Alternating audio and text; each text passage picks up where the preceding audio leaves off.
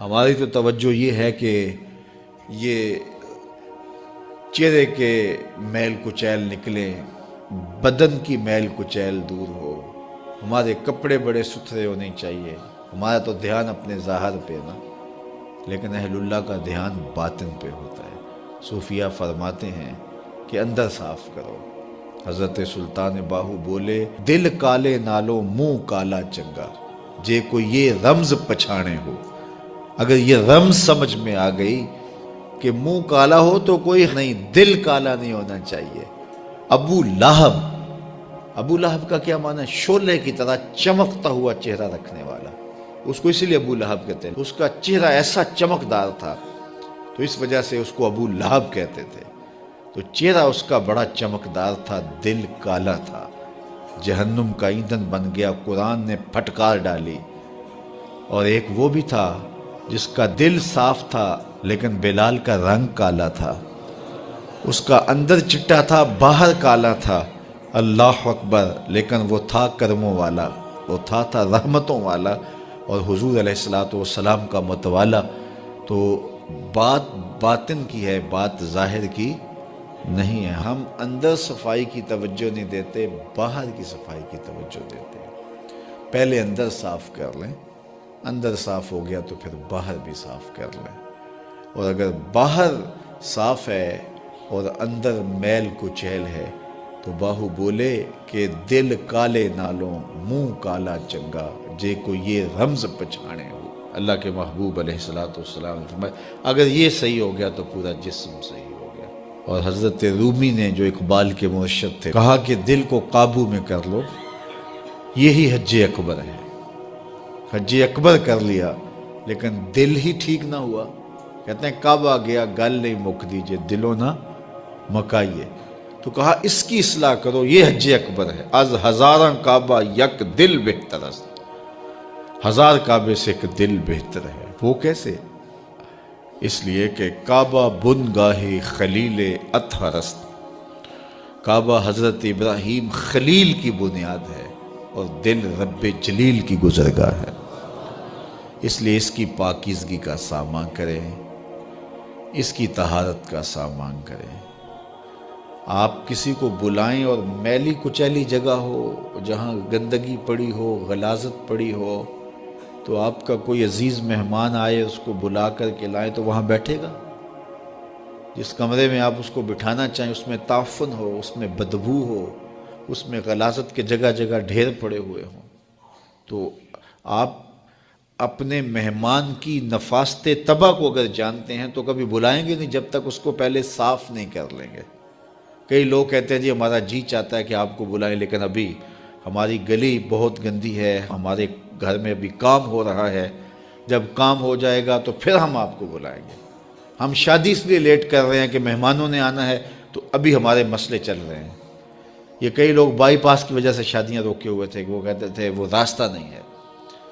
تو آپ کسی مہمان کو بلاتے ہیں تو اس کے لیے اچھی جگہ کا ارینج کرتے ہیں، اور اگر وہاں ڈھیر گندگی اور غلاظت کے پڑے ہوں تو مہمان کو آپ بھی نہیں بلاتے، اور اگر آپ یہ غلطی کر بھی لیں گے تو مہمان آپ کے بارے میں کیا رائے قائم کرے گا، اور وہ ناراض ہو کے چلا جائے گا کہ آپ کتنے بدتمیز ہیں کہ آپ نے مجھے بلایا اور گھر میں غلاظت کے ڈھیر پڑے ہوئے ہیں۔ اللہ اکبر! لیکن اگر آپ گھر کو مصفح کرتے ہیں، مزکہ کرتے ہیں، صاف کرتے ہیں، ستھرا کرتے ہیں، قالین بچھاتے ہیں، عطر چھڑکتے ہیں، تو پھر آپ کہتے ہیں جناب اب تو آئیے نا، اب ماحول میں خوشبوئیں پھیلی ہوئی ہیں۔ تو اگر دل میں حسد ہے، حقد ہے، بغض ہے، کینے ہیں، نفرتیں ہیں، یہ گندگی اور غلاظتوں کے ڈھیر لگے ہیں، اور پھر یہ چاہیں کہ مالک کے پھیرے دل میں ہوں تو کیسے ہوں گے؟ وہ تمہارے دل میں، میرے دل میں آئے گا جب دل میں اتنی غلاظتیں پڑی ہوں گی؟ نہیں، یہ سارے ڈھیر اٹھائیں، دل کو مزکہ کریں، مصفح کریں، پھر اشکوں کا چھڑکاؤ کریں۔ اللہ اکبر! پھر پیار کے مخملی قالین ڈالیں، اللہ اکبر! الفتوں کے گاؤ تکیے لگائیں، اور پھر آواز دیں، ہر تمنا دل سے رخصت ہو گئی، اب تو آجا، اب تو خلوت ہو گئی۔ پھر محبوب کو بلائیے تو پھر دیکھیے کہ محبوب جلوہ فراز ہوتا ہے کہ نہیں ہوتا ہے۔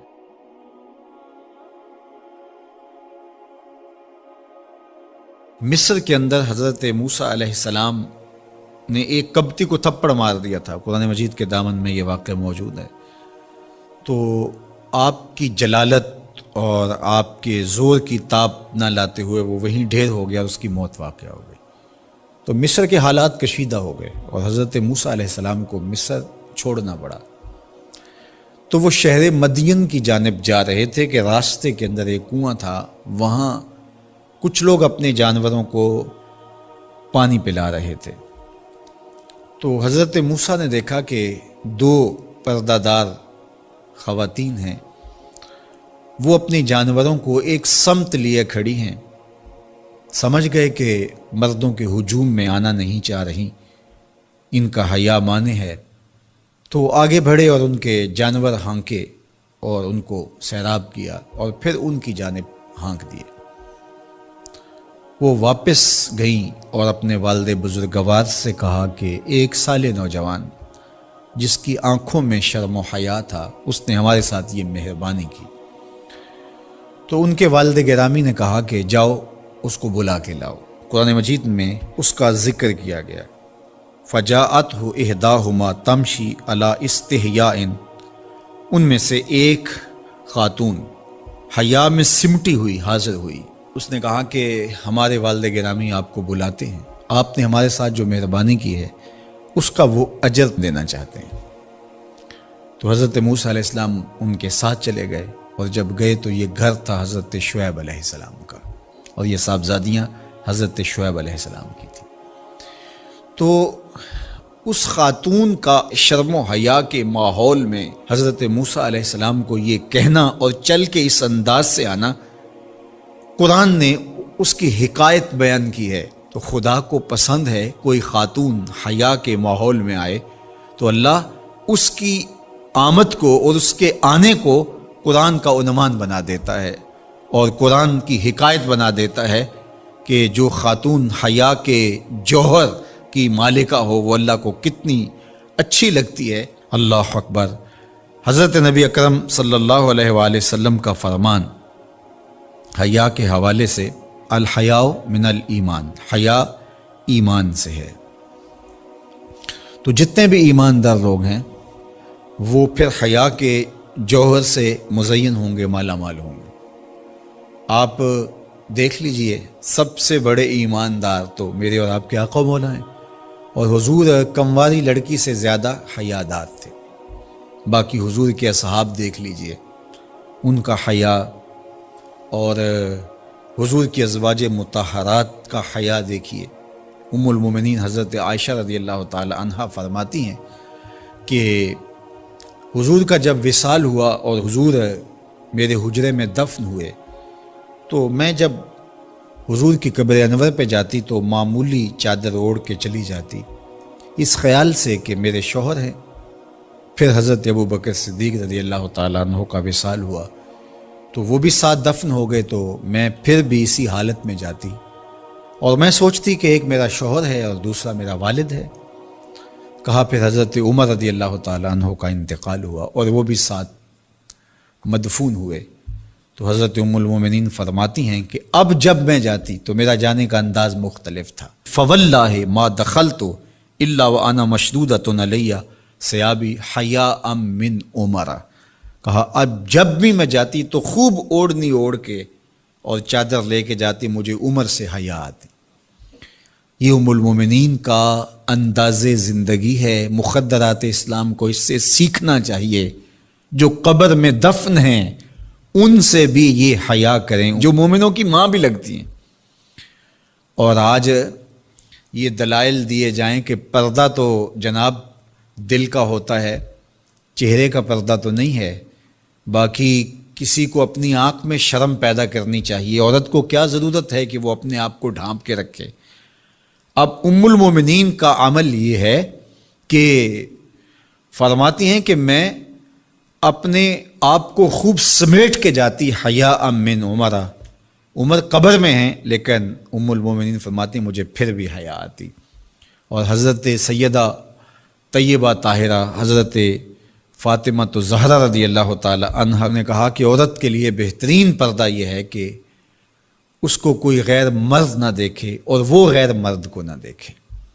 تو جب یہ ہمارا دین ہمیں سکھاتا ہے اور حیا کا یہ سبق دیتا ہے، بڑوں سے حیا کرنے کی تلقین کی گئی، اللہ سے حیا کرنے کی، اس کے رسول سے حیا کرنے کی تلقین کی گئی۔ صحابہ فرماتے ہیں بعض اوقات ہم کچھ پوچھنا چاہتے ہوتے تھے اور حضور کے حیا کی وجہ سے ہم ایک عرصہ تک وہ بات نہیں پوچھ پاتے تھے۔ آج دادا کے سامنے بچے جس طرح بات کرتے ہیں اور جس طرح بچوں سے حیا کا جوہر ختم ہو گیا ہے اور اس کو وہ تہذیب نو کا کرشمہ سمجھتے ہیں اور جدید دور کی کرامت سمجھتے ہیں، یہ دور جدید کی کرامت نہیں ہے، یہ جاہلیت ہے۔